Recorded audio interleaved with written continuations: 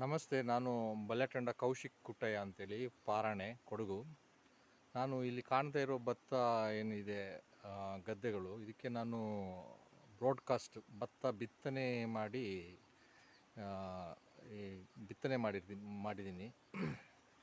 ನಾಟಿ ಅಗೆ ಕೆಲಸ ಇದೆಲ್ಲ ತುಂಬ ಎಕ್ಸ್ಪೆನ್ಸಿವ್ ಅಂತೇಳಿ ಈ ರೀತಿ ಮಾಡಿದ್ದೀನಿ. ಈ ವರ್ಷ ಸ್ವಲ್ಪ ಮಳೆ ಜಾಸ್ತಿ ಆಗಿರೋ ಕಾರಣದಿಂದ ಸ್ವಲ್ಪ ಲಾಸ್ ಆಗಿದೆ. ಮತ್ತು ಇನ್ನೊಂದು ಲಾಸ್ ಇದಕ್ಕೆ ತೊಂದರೆ ಕೊಡ್ತಾ ಇರ್ತಕ್ಕಂಥದ್ದು ಅಂತ ಹೇಳಿದ್ರೆ ಹಕ್ಕಿಗಳು, ಚಿಕ್ಕ ಚಿಕ್ಕ ಗುಬ್ಬಚ್ಚಿಗಳು ಮತ್ತು ಒಂದು ತೊರೆ ಪಕ್ಷಿ ಅಂತೇಳಿ ನಾವು ಕೊಡಗಲ್ಲಿ ಕರಿತೀವಿ.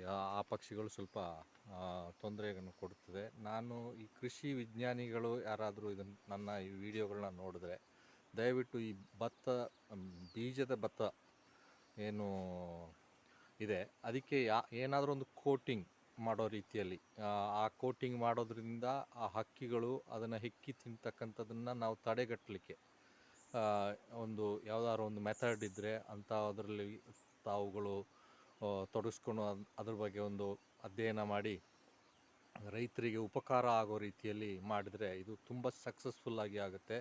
ನಾನು ಇದೊಂದು 3 ಎಕರೆಗಿಂತ ಜಾಸ್ತಿ ಇದೆ ಈ ಗದ್ದೆ. ಇದರಲ್ಲಿ ಫುಲ್ ನಾನು ಅದನ್ನೇ ಮಾಡಿದ್ದೀನಿ. ಕಳೆದ 20 ದಿವಸ ಆಗಿದೆ. ಚೆನ್ನಾಗಿ ಬಂದಿದೆ. ಈ ಹಕ್ಕಿಗಳು ಕಾಟದಿಂದ ಸ್ವಲ್ಪ ಹಾಳಾಗಿದೆ, ಅದಕ್ಕೆ ನಾನು ಟ್ರಾನ್ಸ್ಪ್ಲಾಂಟ್ ಮಾಡಿದ್ದೀನಿ ಈಗ. ತುಂಬ ಚೆನ್ನಾಗಿ ಬರ್ತದೆ ಮತ್ತು ಕಾಸ್ಟನ್ನು ತುಂಬ ಕಟ್ ಮಾಡ್ಬೋದು.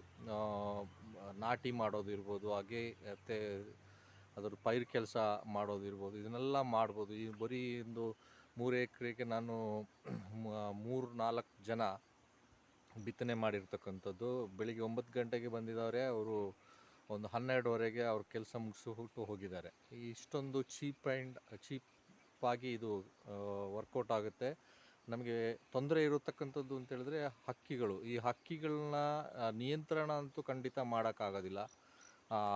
ಅದಕ್ಕೆ ಈ ಭತ್ತದ ಮೇಲೆ ಏನಾದರೂ ಒಂದು ಒಳ್ಳೆ ಥರದ ಕೋಟಿಂಗ್ ಮಾಡಿ ಅದು ಭತ್ತನೂ ಹುಟ್ಟಬೇಕು, ಮತ್ತು ಈ ಹಕ್ಕಿಗಳಿಂದ ಆಗೋ ತೊಂದರೆಯನ್ನು ತಪ್ಪಿಸ್ಬೇಕು ಅಂತ ರೀತಿಯಲ್ಲಿ ಯಾವುದಾದ್ರು ಒಂದು ಕೋಟಿಂಗ್ ವ್ಯವಸ್ಥೆಯನ್ನು ಬೀಜದ ಭತ್ತಕ್ಕೆ ಮಾಡಿಕೊಡ್ಬೇಕು ಅಂತೇಳಿ ನಾನು ಕೇಳ್ಕೊಳ್ತೀನಿ. Thank you.